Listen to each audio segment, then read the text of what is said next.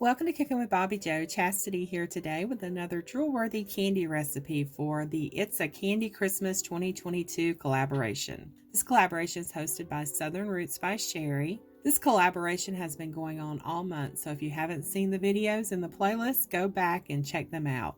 There will be one more giveaway on December 20th, and in order to be eligible for the giveaway, you need to go watch, like, and comment on every video in this collaboration, and then be present at the live on December 20th. To get updates on the live, go to Sherry's channel, subscribe, and get notified. I'm going to put the playlist for this collaboration in the video description. I'm going to be doing a simple vintage recipe today. I found this written on a recipe card in a cookbook I have that is dated 1955. All you need for this recipe is powdered sugar, and it will be anywhere from 4 to 5.5 cups. Whatever flavoring you want to use, I have peppermint and lemon. Steve doesn't like peppermint, so I'm going to make him some lemon flavored ones. Also calls for 8 ounces of room temperature cream cheese. My recipe card actually tells me how to make my own cream cheese. I skipped that part and bought an 8-ounce box at the store. You'll also need food coloring. The first time I tried this recipe, I used regular liquid food coloring, and it just didn't turn out right. But that's what the recipe card calls for, but I'm changing the recipe. I decided to try the gel food coloring, and it works much better. So let's get started. First, you want to mix the cream cheese until it's smooth.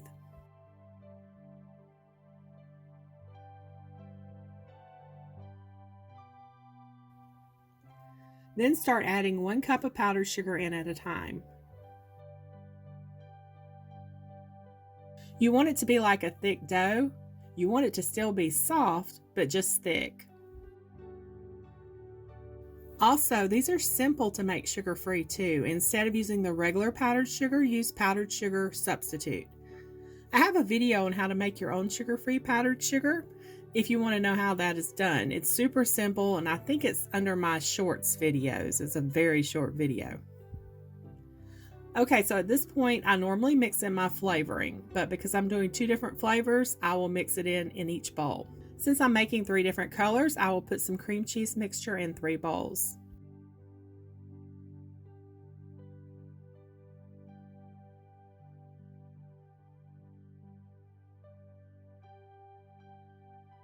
In this first bowl, I'm going to mix in 1/4 teaspoon of lemon extract.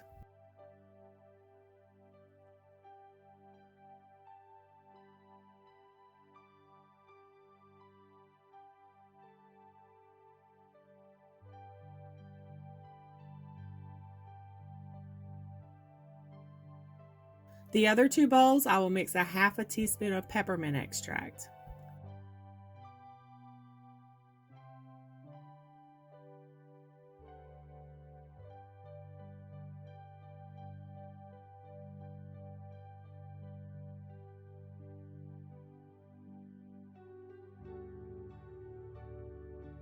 Okay, now I'm going to add the food colorings. The first bowl is going to be yellow since it is the lemon.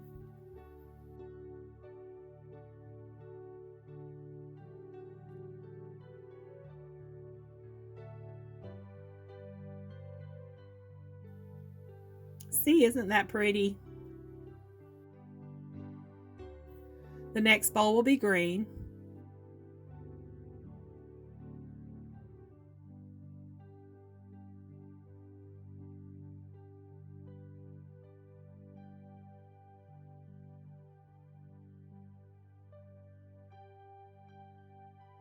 I can smell that mint when I stir this. It smells so good.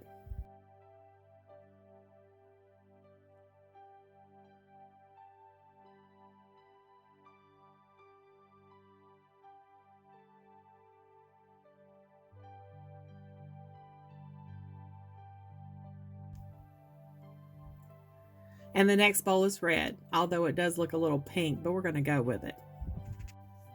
At this point, I would normally put some in a decorating bag and pipe it onto parchment paper, but I'm missing my star tip. I do not know what happened to it. I have searched everywhere for it. So I'm just going to scoop small amounts onto the parchment paper. They make really pretty star mints if you have a star tip for your decorator's bag. And these are going to all be uneven because I'm not good at scooping out even amounts.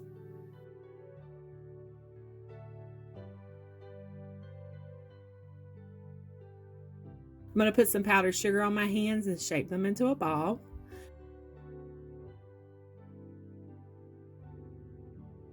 Then with a fork dipped in powdered sugar, I'm going to press them down.